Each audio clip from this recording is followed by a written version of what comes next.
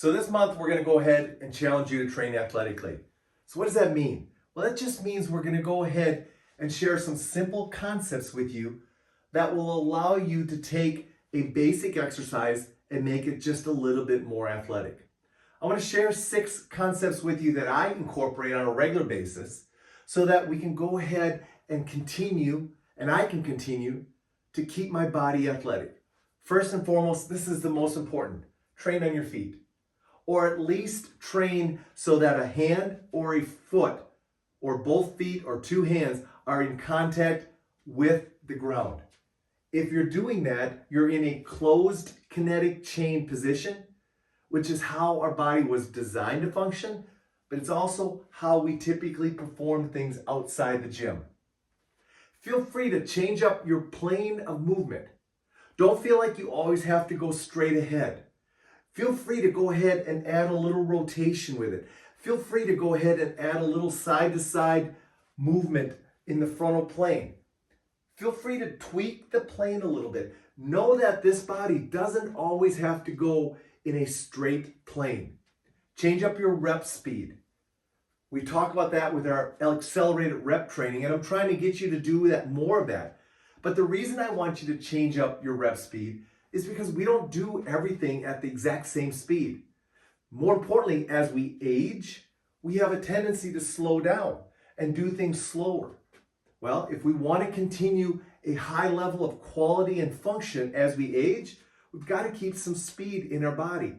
So changing up rep speed will help you do that. Shift load or do some load shifting.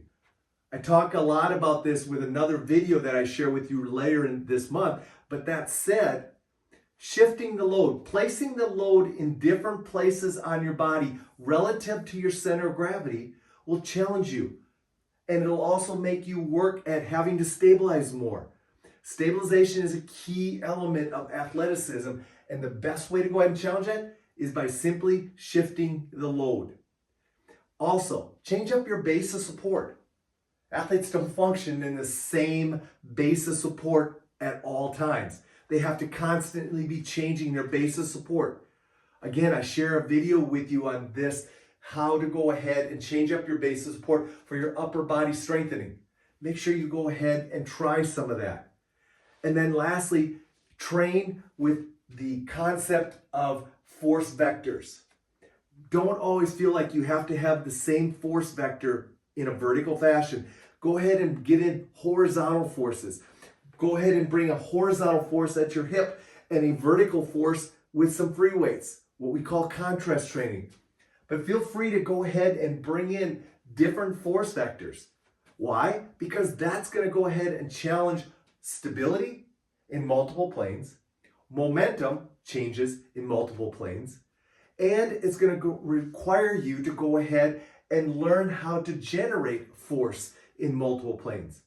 All things that are going to be critical to you being able to stay athletic, and more importantly, be able to stay athletic outside the gym. So those are just a few concepts that I wanted to share with you this month as we go ahead and we challenge you to train just a little bit more athletically during March Madness.